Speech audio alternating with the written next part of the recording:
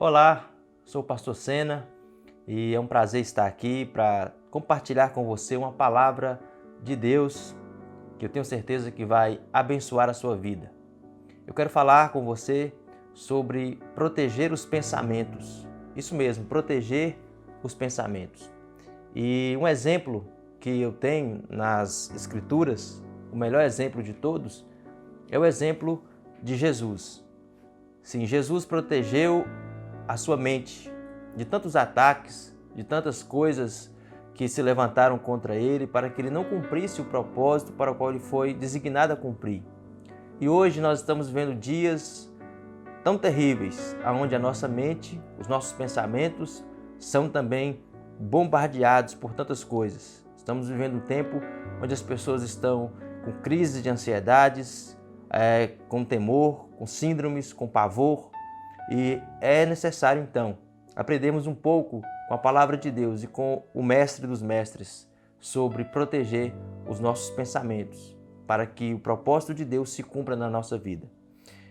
Em Lucas capítulo 5, versículo 15 e 16, diz assim: Porém a sua fama se propagava ainda mais, e ajuntava-se muita gente para ouvir e para por ele ser curado de suas enfermidades. Porém, ele retirava-se para os desertos e ali orava. Olha só que interessante. A Bíblia diz que a fama de Jesus começou a crescer, aqui ele já estava no auge do seu ministério, e muitas pessoas indo atrás dele para serem curadas de diversas enfermidades. E a Bíblia diz que essas pessoas eram curadas. Porém, Jesus sempre se retirava para os desertos e ali orava. O que quer dizer isso? O que significa isso? Por que Jesus tinha essa atitude? Muitas vezes nós vemos Jesus também ao curar alguém, ao expulsar um espírito maligno de alguém, a socorrer uma pessoa, ele dizia: não conte isso a ninguém. Por que Jesus tinha essa atitude? O exemplo de Jesus nos ensina que os nossos pensamentos, eles precisam estar blindados. Precisamos parar um tempo para ouvir a voz de Deus. E é isso que Jesus fazia. Eu não sei se você já percebeu, eu não sei se você já parou para pensar, mas imagina o contexto que Jesus estava vivendo. Jesus estava vivendo no meio de um caos social. Pessoas atormentadas, pessoas aflitas e mais do que isso. A Bíblia diz que naquele tempo existiam tiranos, imperador, governadores, que massacravam o povo. E havia um anseio no meio da população de que Jesus fosse um líder político, alguém que pudesse resolver os problemas daquelas pessoas. E quero que você viaje um pouco para aquele tempo. Quantas propostas chegaram até Jesus? Quantas palavras chegaram até Jesus? Quantas ideias de pessoas chegaram até Jesus, dizendo: olha, faça isso, faça aquilo outro. Quantas vezes Jesus foi tentado à sua vaidade, ao orgulho. Quantas vezes ele foi tentado a seguir aqueles conselhos. E quando ele se via apertado por essas circunstâncias, por essas vozes, ele se desligava de tudo, ia para lugares desertos e ali buscava ouvir a voz de Deus. Então é isso que nós aprendemos com Jesus. Como que eu posso proteger os meus pensamentos hoje em dia? Tantas vozes que falam na minha mente, tantas propostas, tantas ideias. Eu tenho que me separar. Me separar como? Eu tenho que me separar, eu tenho que entrar para um lugar onde eu possa ouvir a voz do Senhor. A Bíblia diz também que Jesus, nesse lugar, ele começou a ouvir as orientações do Pai. Ele começou a ouvir a voz de Deus. Certa vez Jesus disse assim: eu só faço aquilo que eu ouço o meu Pai fazer. Eu não faço nada diferente do que eu ouço e vejo do meu Pai.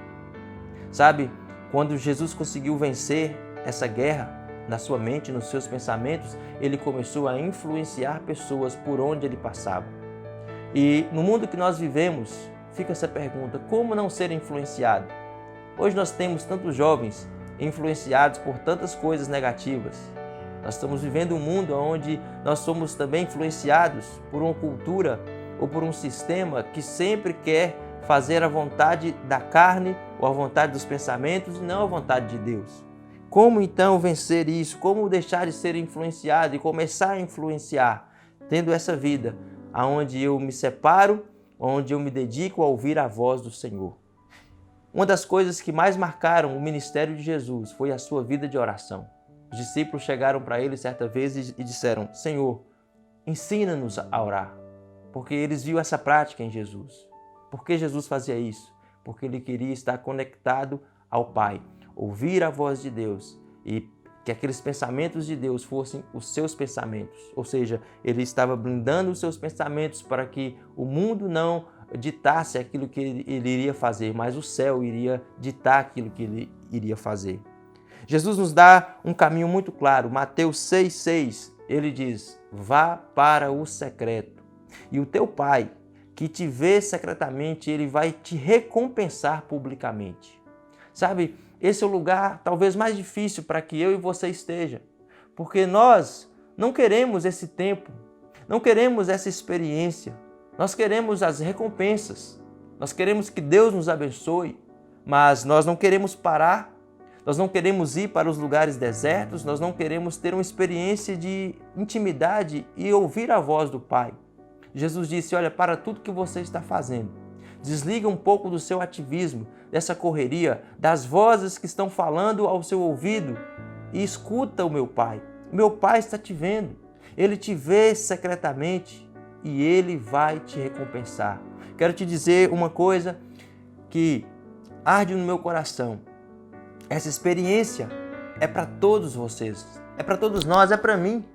Essa experiência de ouvir a Deus não é só de Jesus. Talvez você esteja dizendo: mas Jesus ouvia a voz de Deus porque ele era o Filho de Deus, porque ele era um homem santo que viveu na terra. Mas ele disse: todos aqueles que entrarem para o secreto, existe um Deus no céu que é o seu Pai, que é o meu Pai, e que vai te ver secretamente e vai te recompensar. Esse é o caminho que o Senhor quer nos ensinar, um caminho de experiências com Deus.